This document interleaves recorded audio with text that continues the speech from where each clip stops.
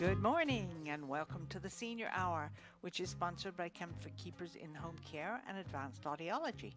I'm Barbara Cochran with my co-host Dr. Jean Dorio on Hometown Station 98.1 FM and 1220 AM KHTS.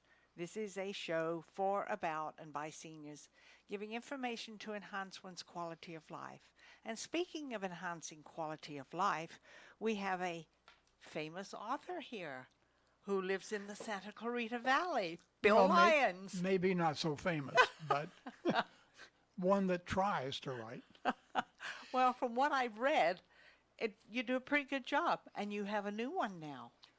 Yes, I'm here to talk about my fourth book, Yes. Phyllis's Prophecy, and it's an interesting tale, so we'll see where this goes. Yes, and I love the book cover. It's of a black cat with a yellow eye and a blue eye, and it's fascinating. And he's walking on the horoscope, or walking on the symbols of all of the astrological signs, because the protagonist in the book, Mary, is into the occult, and she follows her horoscope avidly. And the cat is rumored to be, and may be, a medium, because Mary talks to the cat. Well, we all talk to cats. Yes, we but do. This goes a little beyond just talking to a cat. So that's kind of part of the story. Wow, that sounds interesting. I have to read it. Well, what got you started writing, Bill? That's a funny story. I had been recently retired, and I received a book from a friend of mine, my age, and it was his attempt at fiction. And to be honest with you, it was awful. And my reaction to that was, I can do better than that. So it began. So that's what started it. And Dr. Dorio, how are you this morning? Good, Barbara. How are you? I'm doing well, thank you. For a nice summer day. Yes. Well, at least it's going to cool down. This is July, though. So if it does, we're in great shape. That's right. Well, I was in Laughlin Sunday, Monday, and came home Tuesday, and it was 117 there. Oh, is that all? Oh. And my son had his boat up there. Oh, wow. And he said, "Come on, Mom, I'll take you out on the boat." About 7 o'clock in the morning. And we both said, "No, thank you. That's a little bit too early." But he said it gets windy after that, and he doesn't like to take the boat out in the strong winds because it's too dangerous. Understandably. So he's going to take us out sometime soon. But the boat is beautiful. Great. Oh, great. I love it. Been on it before. So Bill has been talking about his new book. Phyllis's Prophecy. Phyllis's Prophecy, yes. So tell us, Bill, in terms of applying it to the senior hour, is there application to that? Well, behind the book is a senior. I just turned 80, and this is my fourth book. I'll have a fifth one out shortly. So they say there's a book inside of everybody. And the nice thing about being retired, you don't have to get up at 6 in the morning and be at work at 8, come home, rush through dinner, do your homework, whatever. You're free to do whatever you wish. Absolutely. And so I chose, during my working time, I was an engineer. And isn't that crazy to jump over to writing fiction? So that's what I do. And I would recommend to, seniors, retired people everywhere, find that book inside of you. It's a lot of fun. I think Barb has an encyclopedia inside of her. Well, yeah. It's not just one volume, it's many volumes. Right? Well, I'm writing my autobiography right now. An encyclopedia Yeah, of life. that's right. There you go. Encyclopedia of Life. So Bill, when, in working as an engineer, but then retiring, you then realize, oh, there's that book inside of me. When is your best writing time? Is it more in the morning when you get up? Do you still get up at 5 o'clock to think I'm going to work, but instead go to work and you're in front No, of your no, computer? no, Or no, how, no, no, no, how no. do you find that time, Bill? It's very difficult because I'm very busy around the house. I do a lot of volunteer work here in Santa Clarita, but I would say mid-morning.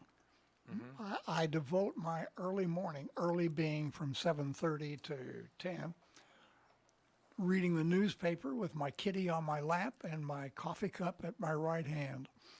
So after that, then I can get into the book. So, But tell us where you volunteer. oh, yeah, well, something else for seniors. At the Boys and Girls Club, my wife and I run girls robotics twice a week for young girls to learn how to build and program Lego robots. We try to blend in a little science to that. And then I do, with my wife, Science Hour one day a week, to where we talk to the kids about Science Hour. We make paper airplanes and have a contest, but we talk about the four forces that act on an airplane: lift, drag, all that. So they get a little background as we go. Hidden in all the fun, there's science. Yeah, there's a learning in there. So in terms of your engineering background, though, and with airplanes, do you apply that to outer space, since the 50th anniversary of Apollo 11 is upon us? An incredible Achievement. achievement. Absolutely. And at the time, I worked as a rocket test engineer for a company down in San Juan Capistrano. And we tested rocket engines, including the rocket engine that sent the lowered the capsule onto the moon, called the Lunar Excursion Module Descent Engine. I don't know how you did that. Who thought of that? Oh, I had nothing to do with that. My job was to light fires. Right. But to understand the concept of part of a vehicle splitting up, Oh, yeah. and part of it landing and the other still orbiting, and successfully having enough fuel to get back up, because the initial landing spot was not complete. It wasn't where they looked at it and said, we can't go there. Right. So they spent more fuel moving to a different area, knowing that it could jeopardize getting back up. Right. Well, yeah, they spent all of they borderline used up all their fuel allotted for landing. Yes. So, it was a close call. Close call. Close call. But interesting concept. But you tested the engines for that? Tested the engines. Wow. Of course, it's a huge effort on thousands of people.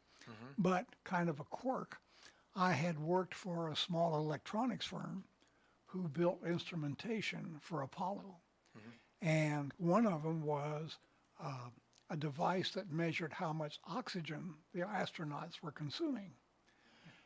Clandestinely, I put my thumbprint on the inside of that mechanism, and my thumbprint is on the moon. Yes. And They'll be able to ID you one day. had the boss found out, I would have been fired Yes, summarily. immediately. And here's your book. I can see your thumbprint on the back here, just in case anybody wants to search it out in a few Yes. years. Yes. Congratulations. That's great. So it's a lot of fun. My wife volunteers at the senior center, packing meals for, it's a Meals on Wheels, Meals. which Meals is, on Wheels. Type of thing. meals for homebound seniors. Home delivered meals. Yeah, home delivered meals. And we just do a lot. Yeah, it's crazy. It's good to stay busy. Writing It's- yeah, books, yeah. volunteering. Leisure, if Barbara would say it, in retirement is a myth. Well, it should be. Yeah. Retirement is something we sometimes want to do, but giving up is not an option. I fear too many people do, Yeah. but my wife won't let me. Good. Good for That's her. great to hear. No, because she's a go-getter too. Now, Yeah. did she play a role in Phyllis's Prophecy, your book? She kind of critiques it as I go along. And I have a Looking new, over your shoulder, or she reads a manuscript.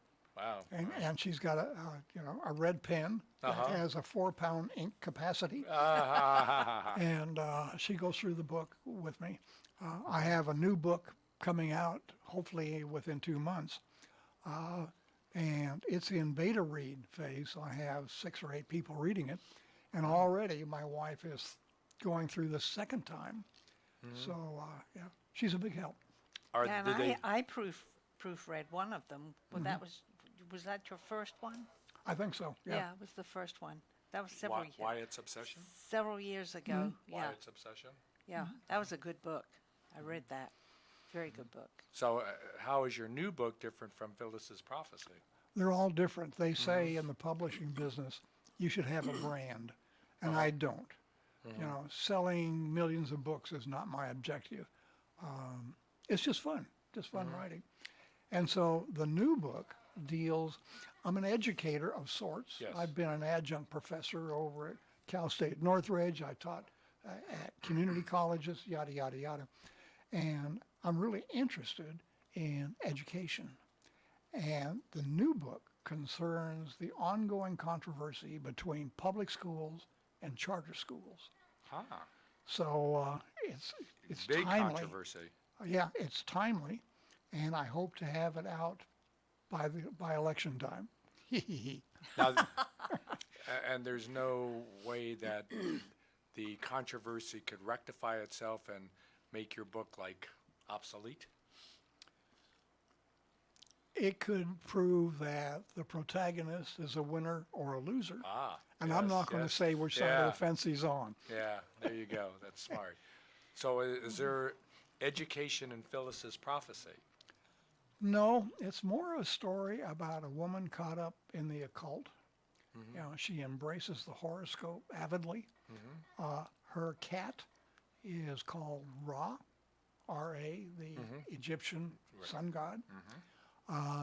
And the cat may or may not be a medium, a connection to the ether world. And it talks about, well, let me go back to the beginning. The idea came, my father-in-law lived with my wife and I for several years, and he was seriously ill. And ultimately, he passed away. And like everyone does, you go through his stuff.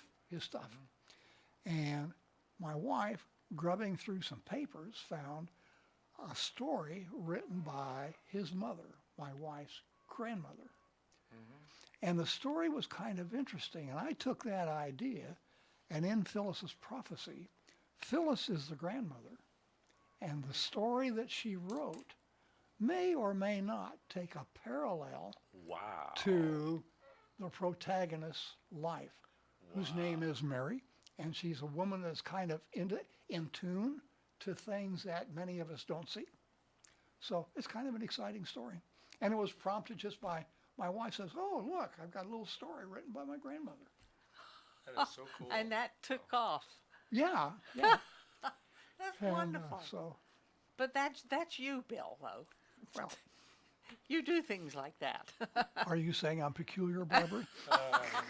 Well, if you want to say that, that's up to you. Just so your I wife didn't doesn't say it, that. though. My wife, well, we won't go into that. No, I've known Bill and Darlene for many, many years. We've done a lot of traveling together and eating out and eating in, and Darlene's a good cook. I love to go over there and eat dinner. Russ and I used to go regularly over That's to your, there. and that's your eat. next book. Yeah, Not a cookbook, that's but my book. No, Darlene's cookbook. she could write the cookbook. She's a heck of a good cook. And you never know what you're going to get because it's always something different. I've never had the same meal twice. Well, and she doesn't do that. Now, she's a senior, and her hobby is cooking. My hobby is eating. So perfect it's match. a match made in heaven. But, yeah, she researches recipes all over the world. She's big into Thai cooking and Indian cooking, and she doesn't care for Chinese. But other than that, we're big into Japanese food. And she does it all, Oh, which accounts for my out of control body mass index. of which there is almost none. Well, Yeah. there's an issue. So how long does it take you to write a book? Good question. It seems like the average is about 2 years. 2 years. 2 years. And I don't spend much time on research because I hate it. So I make up my own facts as I go along. You know, it's kind of nice to be, when you're sitting down at the computer typing away, you can be king. You know, if you want somebody to die, off with his head. Has anybody ever written you and said this fact is off? No, Oh, good. but my latest book, soon to come out, has some legal scenes in it. Police scenes. I've had a policeman critique that part. And some legal courtroom scenes. And I have a lawyer friend Looking at lined up. He's looking at that aspect. So it's a lazy way of, But it's trying to keep things on the narrow to make sure that, you know, what you're presenting seems authentic. You know, that's makes it reliable and understandable to the reader, for sure. Good. yeah. That is fantastic. And this is your fourth book. This is my fourth book, and the fifth one The is coming fifth out one's shortly. in the process. Yeah. Barbara, you were writing your memoir, Yes. and my third book was a memoir, but not, I was born on this certain date. I won't talk about when I was born. I'm happy to talk about when I was born. But at any rate, the book started 45 years ago when, out of a clear blue sky, I sat down and I jotted down an anecdote about one of the adventures I had as a 10-year-old kid. Over the years, I had 20 of them. And my wife said to me one day, either you put that together in a book or you sleep in the garage. Now you talk about a no-brainer. So, different kind of memoir. So it's what I call embellished autobiography. An embellished autobiography, but embellished as a result of actual incidents. Well, it's all based on fact, Yes. but I obviously don't remember word for word dialogue, you know, 70 years ago. But That's what happens as we get older. yeah, The memory kind of has a way of slipping away from you, you know. So, Bill, this is terrific. I'm so glad you were able to come here and talk about it. a lot of fun. And when you finished your next one, you can come back on. I'll be back. Oh, that's wonderful. Thanks a million, Bill. I'm Barbara Cochran with my co-host, Dr. Jean Dorio, on your hometown station, KHTS. The best live theater can be found right here in the Santa Clarita Valley. The Canyon Theater Guild has been entertaining audiences for decades with top quality musicals and plays. Located on Main Street in Old Town Newhall, CTG also offers workshops for the young actor in your family. For more information, call the box office at 799-2702 or go online to canyontheater.org. Fruit arranged like flowers? What a delicious idea! Edible Arrangements specializes in creating a variety of fresh fruit arrangements overflowing with fresh, hand-designed fruit and filled with strawberries, pineapple, grapes, cantaloupe, honeydew, and seasonal favorites. Made to order in a size you select and ready to eat and enjoy. You can even add chocolate to any arrangement. Edible Arrangements is always fresh, always appropriate, and always appreciated. Order yours today, 253-0052 or ediblearrangements.com. Edible Arrangements is on Soledad near Bouquet Canyon. Aloha, friends! Go check out Honu Coffee, home of the best cold brew coffee. What makes their coffee special is how their organic coffee beans are infused with nitrogen to create a smooth and delicious cup of coffee. You'll also find traditional bold coffees and island-inspired signature drinks. They're the perfect place to catch up with friends or just relax with your favorite cup of joe. Honu Coffee on Lyons and Walnut in Newhall. Stop by and say aloha. And now for your convenience, a second Honu location at 23502 Lyons Avenue between Peachland and Apple. Santa Clarita's premier senior living community, Oakmont of Santa Clarita, is leasing, bringing comfort and luxury to assisted living. Seniors can enjoy 5-star amenities, panoramic views, easy access to the freeways, and nearby shopping centers in a world-class community that provides an advanced continuum of care. No other community has this kind of luxury and amenities in our valley. You'll find good health, vitality, and purpose at Oakmont of Santa Clarita. Stop by for a tour. Visit oakmontofsantaclarita.com. My tile is 20 years old and it makes my house look 20 years old. For quality, custom kitchen, bath, and tile, trust the professionals at Southern California Tile. Hi, I'm Bob of Southern California Tile, and I invite you to come look at the wide selection of tile and stone at our showroom. We offer you personalized one-on-one service and help you see the many beautiful possibilities for improving your home. Get some style at Southern California Tile. In Placerita, by the entrance to Masters College. At Advanced Audiology, we know how important hearing is to you, your loved ones, your work success, your safety, and your ability to stay in the game. Most people won't admit hearing loss to themselves or others. We make it easy for you. Today's digital hearing aids come in a variety of styles, including invisible. All feature-rich, providing unparalleled hearing quality, wearing comfort, and automation that simplifies your life. Don't be fooled by our imitators. There's only one Advanced Audiology with the purple sign next to AAA on Valencia Boulevard. We all know sometimes people lose their way. If you or someone you know is struggling with addiction, the Way Out Recovery SCV may have the answers you've been waiting for. The Way Out is the premier intensive outpatient treatment center serving Santa Clarita. Asking for help is the first step.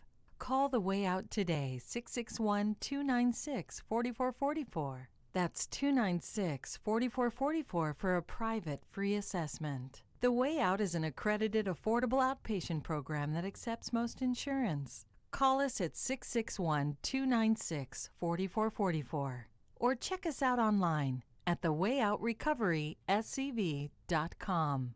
Quit battling with yourself. Ask The Way Out for help today.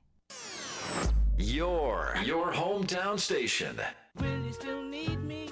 Will you still feed me when I'm 64? Welcome back to the Senior Hour. I'm Barbara Cochran with my co-host, Dr. Jane Dorio. on your hometown station, 98.1 FM and AM 1220, KHTS. And our guest now is Miles McNamara of Comfort Keepers in Home Care, one of our sponsors. Woohoo! Yes. Good to be back. Yes, good to see you. Now, Hey. what are we talking about today? Well, like we talked about off air, let's start with the obvious of what home care is. A lot of times people don't know what they don't know. They get home care confused with home health. They don't understand what it is we do. And, so many times I'll approach people in the community after they've lost a loved one or something, and they're like, oh my goodness, I wish I knew you were around while mom was still with me. But basically what home care is almost performing the role of an adult child, if you think about it, because we're non-medical. My Comfort Keepers can do anything that doesn't take a medical license to do, which is 90% of what our seniors need most of the time to stay safely in their own home, i.e., making sure they're taking their medications on time, making sure that they are eating healthy and nutritious meals, making sure that they are staying hydrated, which we're going to get to in a little bit. We can take them to their doctor's appointments. We can help out around the house. We can do laundry. We can do shopping. So anything that we find our adult children running over, and instead of spending quality time with their loved one, they're running over and doing the chores and doing the shopping and doing the laundry and doing, rather than sitting and having quality time with their parents or their grandparents or whoever it is. So our Comfort Keepers are not nurses, because that's what home health is. And even physicians get that a little bit crossed up always sometimes. do. They have no understanding. And home health is a prescribed visit by a doctor for a medical professional and nurse to come in and check wounds or vitals or whatever the case may be. And typically boom, after a hospitalization, lasting a very short period of they're time, gone. Boom. And they're done. Right. Whereas is my Comfort Keepers, we have clients that we're with around the clock. We have, clients that we're just in for, a quick 4-hour visit, or we just, how many hours they need versus, the day, the week, the nighttime. But again, home health, a lot of people get that, my insurance will pay for it. And that's the caveat with home care, unfortunately, is insurance does not pay for it. That's the big Achilles heel right now. It's huge. And, we talk about aging in place and trying to keep our older adults in their home. Now, this whole push to if they go to the hospital, they're there for 2 to 4 days, and they're off to a nursing home. And that psychologically it's detrimental. Emotionally, it's detrimental. Health-wise, it's detrimental.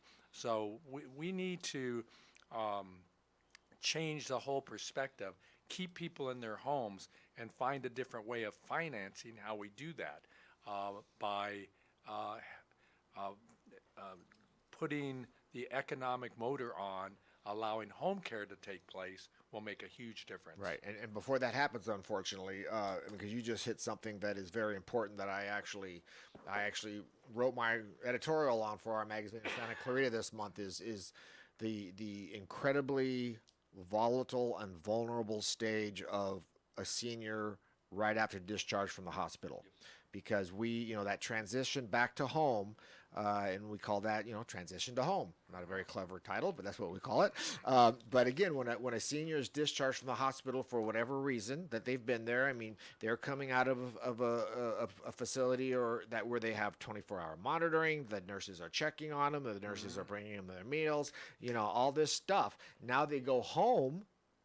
And unless you have a support group there, which is sometimes not available, as you know as a physician, Dr. Dorio, one of the highest causes of a senior to be readmitted back into the hospital is mismanagement of meds. Absolutely. So it's that transitional care back to home where they're not taking their medications on time, they're not staying hydrated, they're not eating meals, and they're not making their follow-up visits back to the doctor to see how they're doing and if their regimen needs to change and what have you. So we do a lot of transition to home where they need us for maybe a very short time. They may need us for a week or two until they've regained their orientation, regained their strength, and get back on their regular schedule they were on and can be independent again. So we have a lot of that I don't want to say nurse because we're not nurses, but we transition them back to full wellness.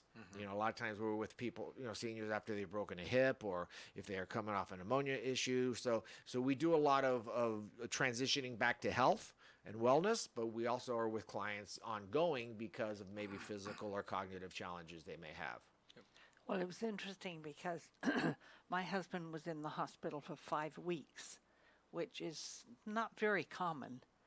But the doctor wanted to send him to a care place where he would get 24-hour care.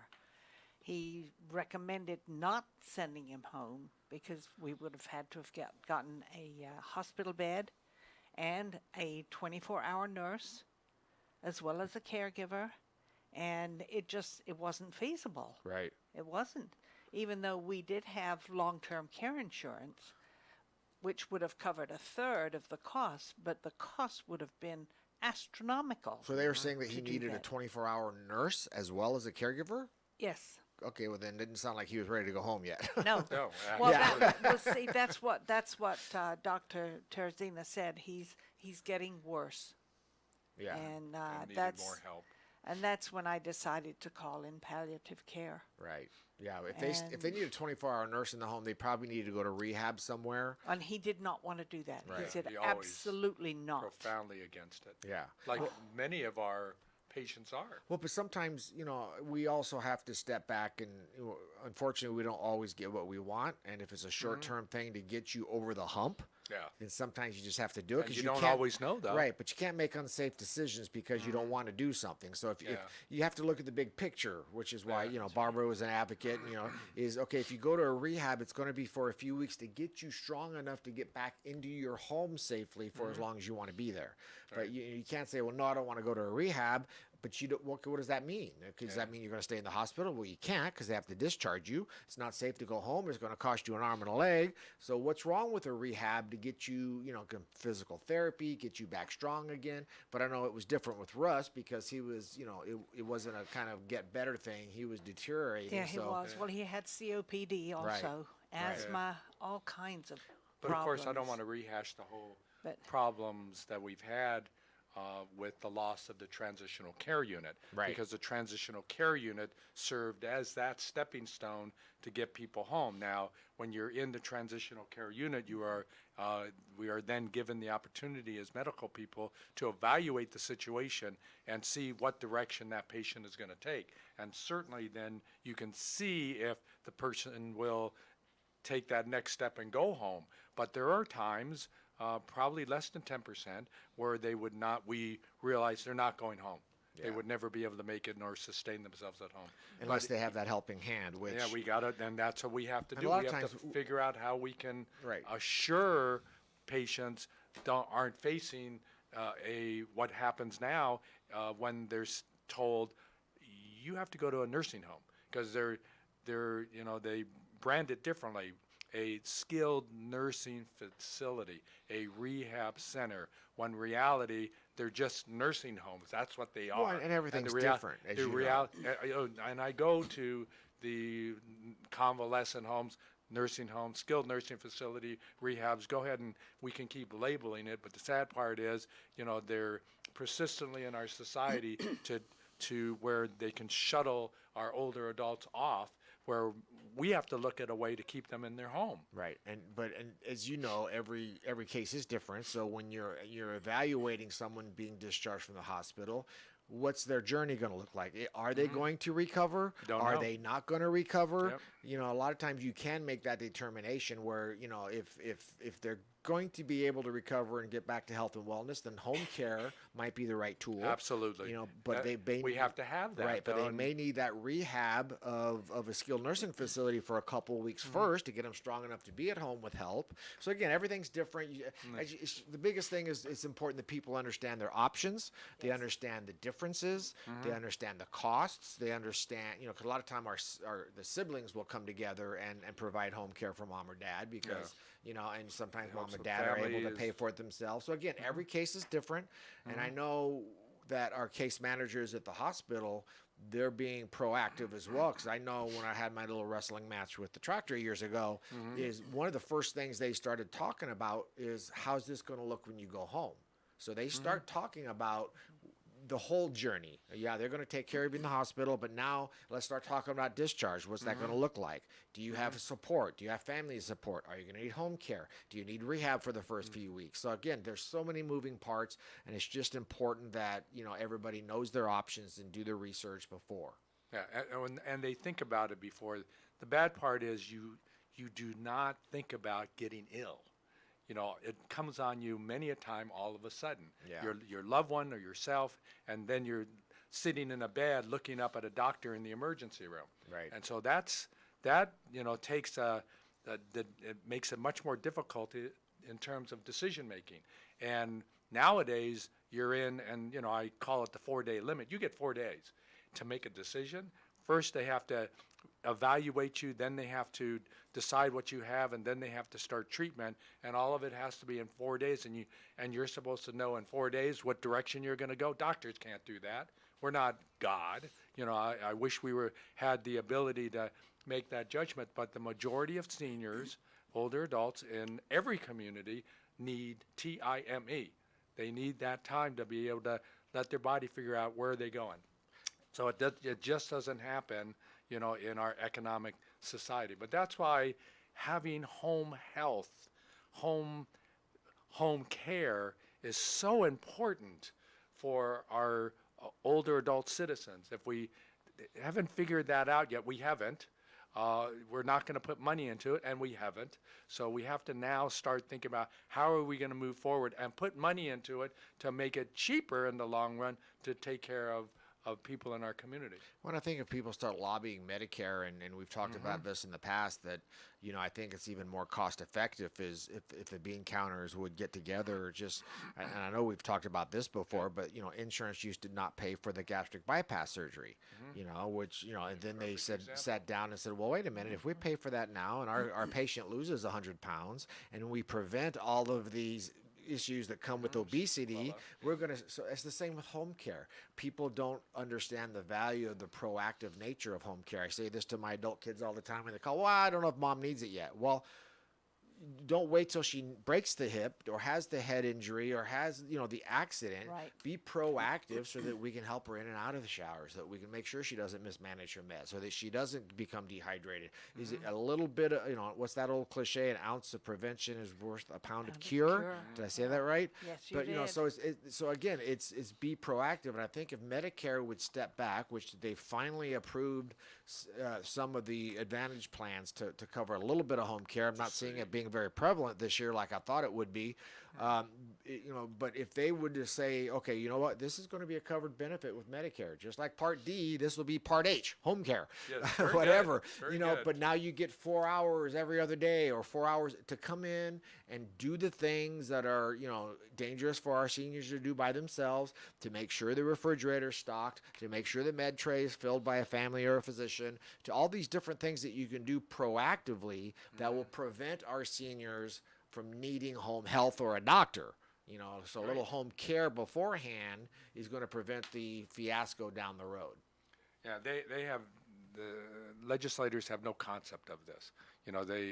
We've said it before, they don't live under the same laws that we live under health-wise. Right. So they get different insurance. They don't face these problems when Congress or whoever it is gets into the hospital. They just don't face it. And because they don't face it, they have no concept of what we're going through. And the big thing to do is just say to them, you're going to make laws, you got to live under the same laws that you make for us. Right. And until we can lobby all we want, but there are going to be people lobbying against us because they're making money off of this. So we have to figure out how can we get home care out into the forefront and say this has to be done. It just makes sense. You have to do the study plans, the trials to be able to do this and see that it does work. But Miles, here we are. We talked on the show before. How are we going to do this? Well, I'm surprised that the advocacy groups for seniors haven't come together as one, like, AARP, ARP, and I know Home Care Association of America. But see, the thing is, and this is the way they just demonize business owners or whatever, because we've, for lack of a better, we haven't marched on Washington or Sacramento, but we've approached them, the Home Care Association. Well, then it's just like, oh, well, you're just greedy because you're, business owners. And so it's hard to advocate for seniors, and they turn it around on you and say, well, you're just being selfish and greedy. Yeah. So it has to be someone like ARP or some of these other senior advocate groups to come in and say, listen, we need this covered by Medicare. Seniors need a helping hand in the home. It'll be cost effective for you in the long run. Kaiser, who is a very metric-centric company, they've already figured it out. Kaiser's paying for home care from transition to home. They'll pay up to 72 to 100 hours of that hospital to home transition. Because it works. Right. So they've already figured it out. They will. Yeah. So Kaiser is already they're a pioneer in this, and at some point, someone's going to wake up and smell the coffee and say, well, gosh, if we do this here, we're going to exponentially save money here. And it's not always about the money. It's better for our seniors. It's going to keep them in their home. It's going to keep them from injuring themselves. It's going to stop them from being placed in a nursing home.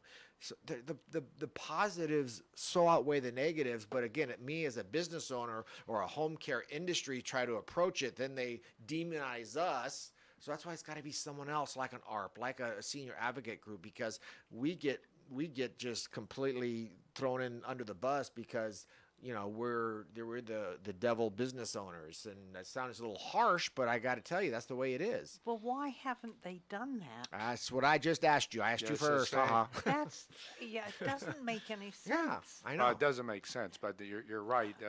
Government needs to be involved, and our listeners probably don't know, and you guys, I think, do know that I'm the newly elected president of the Los Angeles County Commission for Older Adults.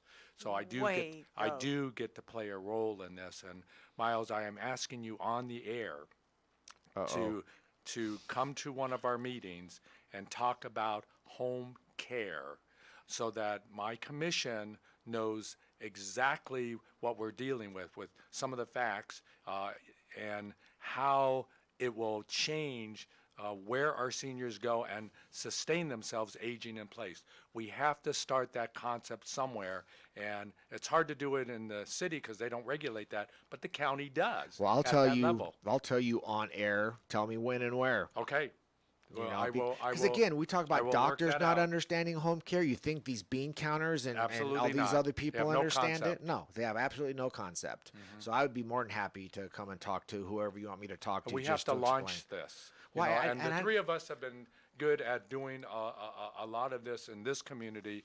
Now we have the extension to be able to do it in the county. And to be honest with you, Gene, I think it's not.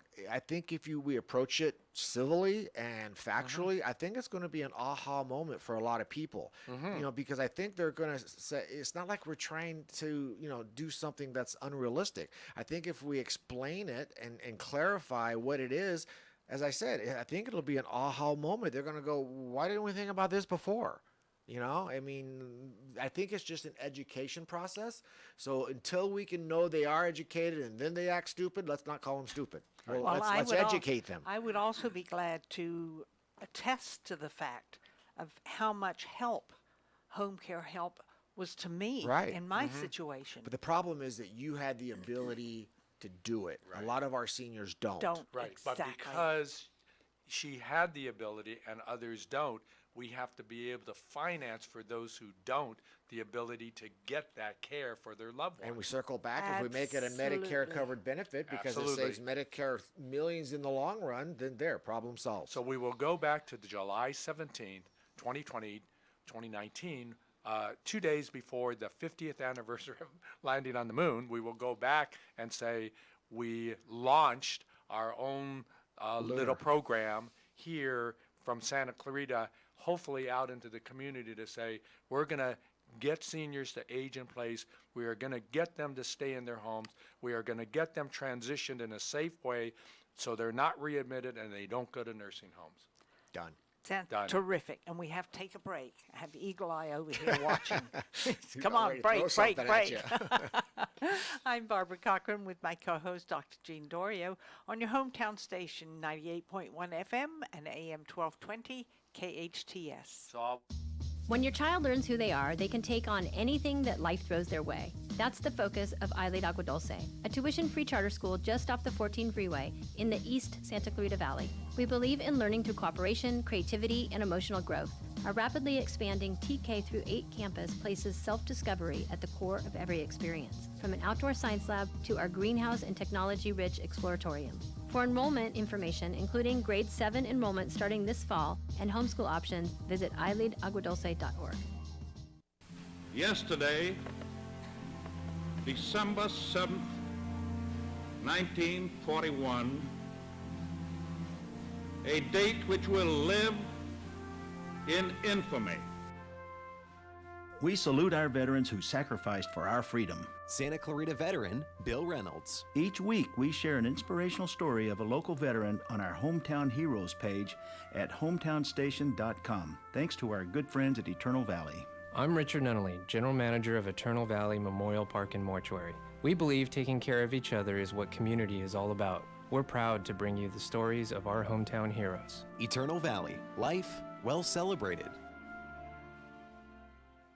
Finding the right lawyer can be a challenge, but in Santa Clarita, there's no need to search when there's Hacker Law Group, Santa Clarita's premier litigation firm. Jeffrey Hacker has represented celebrities, financial institutions, accident victims, real estate developers, realtors, contractors, businesses, nonprofit organizations, and other individuals and companies with their legal challenges. Mr. Hacker is one of Santa Clarita's leaders, consistently listed as one of our most influential. When everything is on the line and you need legal counseling, visit hackerlawgroup.com. There is no need to travel to France when Le Chêne is here. That's Juan Alonso, owner of Le Chêne Restaurant. Enjoy Le Chêne award-winning wine list full of treasures of French and California wine. All at a reasonable price. Le Chêne, the perfect setting for that special occasion or any occasion, business functions or weddings. Experience the fine art of dining at Le Chêne. Enjoy a fabulous meal at Le Chêne on Sierra Highway, exactly 7 miles north of Soledad. Info at lechene.com. At Advanced Audiology, we know how important hearing is to you, your loved ones, your work success, your safety, and your ability to stay in the game. Most people won't admit hearing loss to themselves or others, we make it easy for you. Today's digital hearing aids come in a variety of styles, including invisible. All feature-rich, providing unparalleled hearing quality, wearing comfort, and automation that simplifies your life. Don't be fooled by our imitators. There's only one advanced audiology with the purple sign next to AAA on Valencia Boulevard. This is Cardinellis, host of Problem Solver Politics, an independent political talk show that keeps you up to date and in the latest political happenings, both nationally and here in the Santa Clarita Valley. Now, this isn't your usual partisan political talk show. At Problem Solver Politics, we have both Democrats, Republicans, and Libertarians hash out their differences on air as we strive to find solutions to today's challenges. Join us Sundays at 7 p.m. for Problem Solver Politics. Definition of ease: effortless and simple. Practical application of ease: ease. That's E-A-Z-E. See, Ease offers a huge selection of quality CBD products delivered right to your door. So take the guesswork out of CBD with ease. For a wide selection of curated CBD products and great values, go to easewellness.com. That's easewellness.com. E-A-Z-E wellness.com. It's like no other station I've ever listened to. It's great. Your hometown station. Welcome to the Senior Hour. The following is paid programming and does not necessarily reflect the opinions of KHTS or its ownership. Will you still need me? Will you still feed me when I'm 64? Welcome back to the Senior Hour. I'm Barbara Cochran with my co-host, Dr. Jean Dorio, on your hometown station, 98.1 FM and AM 1220 KHTS. And we're speaking with Miles McNamara of Comfort Keepers in Home Care, who is one of our sponsors of the Senior Hour. And we're changing the world. Yes. We are changing the world. Yes. Starting from here on this day. Yep. Just like 50 years ago, Saturday. Yeah, and I think a lot of it, like we said before the break, is that it's an aha moment that I think will be welcomed by a lot of people who don't understand what it is our seniors are faced with, and what that transition to home care is lacking, and I think the unfortunately it is a business as well, so it's the cost saving aspect of the proactive nature of home care.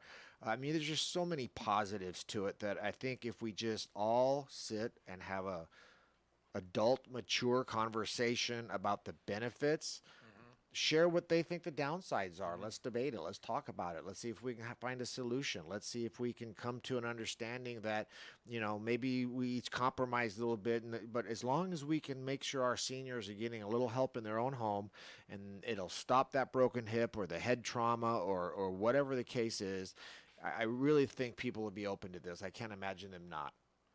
And there will be, but we're going to fight them.